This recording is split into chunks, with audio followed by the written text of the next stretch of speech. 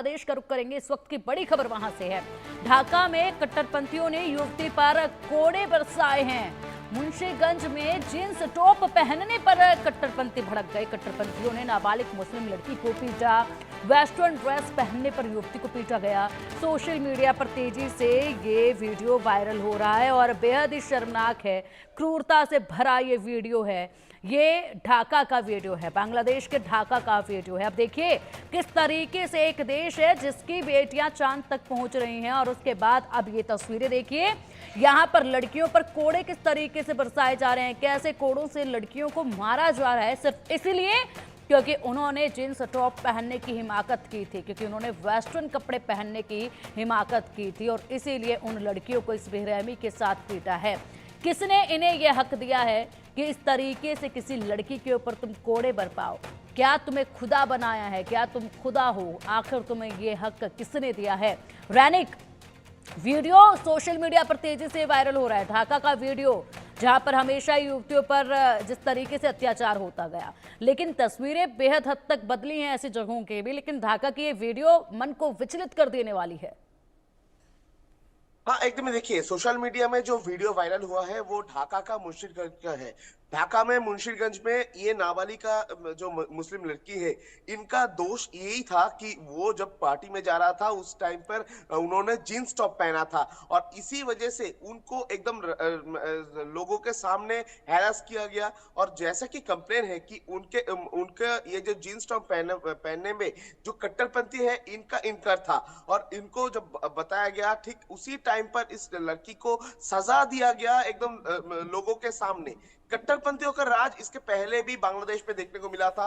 बांग्लादेश में जो महिलाएं हैं उनके ऊपर कट्टरपंथियों का एक से बढ़कर एक जो नियम, वो नियम ठोका जा रहा था। इसके पहले भी देखा गया था, ढाका हो या इसके अलावा बहुत सारे जगह पर यह भी ऐलान किया गया था कि बाजार में कोई लड़की नहीं बाहर आएगा, कोई बाजार में कोई लड़की नहीं जाएगा, कोई लड़की बाजार नहीं कर पाएगा। इस तरीके का निर्देशिका भी जारी किया गया था। और अभी जो तस्वीर सामने आ रहा है, अभी जो वीडियो सोशल मीडिया में सामने आ रहा है, उसमें देखा जा रहा है कि जींस टॉप पहनने पर भी एक नाबालिगा मुस्लिम लड़की के ऊपर बेरहमी से अत्याचार किया जा रहा है, बेरहमी से वार किया जा रहा है, वो भी कट्टरपंथियों की तरफ से।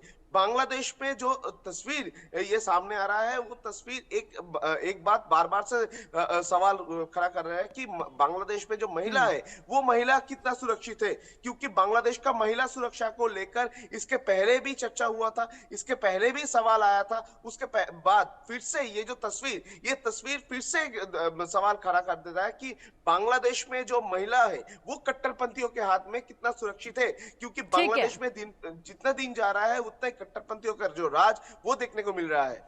ठीक है, रैडिक आएंगे आपके पास। फिलहाल एक और बड़ी खबर सामने है। यूनिस के खिलाफ हसीना समर्थकों ने भी बड़ा ऐलान कर दिया है। यूनिस सरकार के बैन को मानने से इनकार कर दिया है। अवामी लीग पर प्रतिबंध को नहीं मानेंगे। ये कहा राजनीतिक मैदान छोड़ने का कोई भी इरादा नहीं है। अवामी लीग पर प्रतिबंध यूनिस की तानाशाही है। यूनिस सरकार ने अवामी लीग पर प्रतिबंध लगाया। बांग्लादेश के अंतरिम सरकार ने पूर्व प्रधानमंत्री शेख हसीना की पार्टी अवामी लीग को बैन कर दिया। इस पर अवामी लीग ने कड़ी प्रतिक्रिया देते हुए साफ किया है कि उनका राजनीतिक मैदान छोड़ने का कोई इरादा नहीं है। अवामी लीग ने इस फैसले को तानाशाही की पराकाष्ठा बताते हुए सियासी जमीन पर काम करते रहने का ऐलान किया है। अवामी लीग ने दुनिया भर के लोकतांत्रिक देशों से इस फैसले की निंदा करने की अपील की है। पार्टी का कहना है कि लोकतंत्र पसंद करने वाली तमाम संस्थाओं और देशों को इस निर्णय का विरोध करना चाहिए। अवामी लीग पर बैन और पार्टी के इसके खिलाफ विरोध से बांग्लादेश में राजनीतिक अस्थिरता और बढ़ सकती है। बीते करीब 1 साल से बांग्लादेश में लगातार सियासी उथल-पुथल देखी जा रही है। वाकई में रैनिक पूरा 1 साल लगभग होने को है, लेकिन यहाँ पर बांग्लादेश की जो स्थिति बनी हुई है, वाकई में यहाँ पर एक के बाद एक तानाशाही मोहम्मद यूनिस की साफ देखी जा रही है। जिस तरीके से यहाँ शेख हसीना की पार्टी पर प्रतिबंध लगाया गया, हालांकि इस प्रतिबंध को मानने से इनकार कर दिया गया है, लेकिन बड़ी बात यह कि प्रतिबंध को मानने से इनकार किया है। जमीनी स्तर पर आप काम करोगे, लेकिन जब वक्त आएगा चुनाव लड़ने का तो कैसे संभव होगा सब कुछ? देखिए, आवामी लीग को लेकर सियासत जो है वो बांग्लादेश में अभी भी जारी है, क्योंकि 2 दिन पहले भी देखा गया था कि आवामी लीग को बांग्लादेश में बैन किया गया था।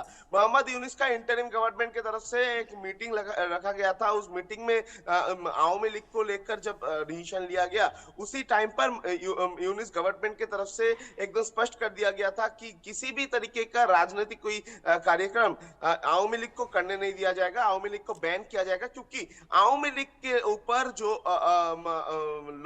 लॉ ट्राइब्यूनल में मामला चल रहा है, उस मामले का जब तक निष्पत्ति नहीं होगा, तब तक आवामी लीग किसी भी तरीके से बांग्लादेश में कोई पॉलिटिकल मूवमेंट नहीं कर पाएगा।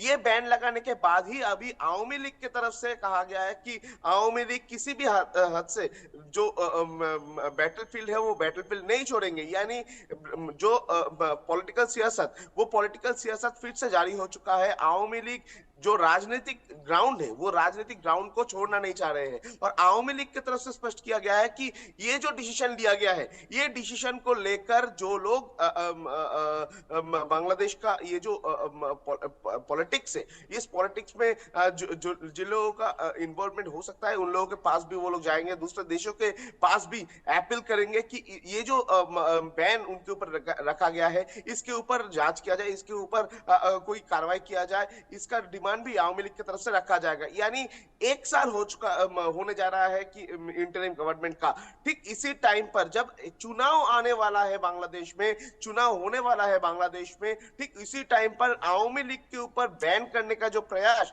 मोहम्मद यूनिस का इंटरिम गवर्नमेंट की तरफ से हो या कट्टरपंथियों की तरफ से किया जा रहा था, उसके ऊपर ही अभी आवामी लीग जो है वो भड़क चुके हैं, और आवामी लीग जो है वो एकदम स्पष्ट कर दिया गया है कि आवामी लीग एक भी बैटलफील्ड नहीं छोड़ेंगे। यानी राजनीतिक जो मंच है, उस मंच से वो लोग नहीं हटेंगे। अभी भी आवामी लीग का जो कार्यक्रम चल रहा है, वो कार्यक्रम जारी रहेगा। आवामी लीग का जिस तरीके से मूवमेंट चल रहा है, वो मूवमेंट भी जारी रहेगा, और अगले पॉलिटिकल जो इलेक्शन है, उस इलेक्शन में भी आवामी लीग किसी भी तरीके से वो लोग पार्टिसिपेट करेंगे, ऐसा आवामी लीग की तरफ से कहा जा रहा है। तो अभी देखना पड़ेगा कि इंटरिम गवर्नमेंट का अगला स्टेप क्या होगा, क्योंकि इसके पहले भी देखा गया था कि शेख हसीना के समेत करीब आवामी लीग का 12 लोगों के खिलाफ में एफआईआर दायर किया गया था। शेख हसीना को गिरफ्तार करने का जो कोशिश वो लगातार किया जा रहा है, और उसके साथ साथ ही शेख हसीना को देश में वापस ले आने का जो डिमांड, वो भी मोहम्मद यूनुस का इंटरिम गवर्नमेंट की तरफ से किया जा रहा था।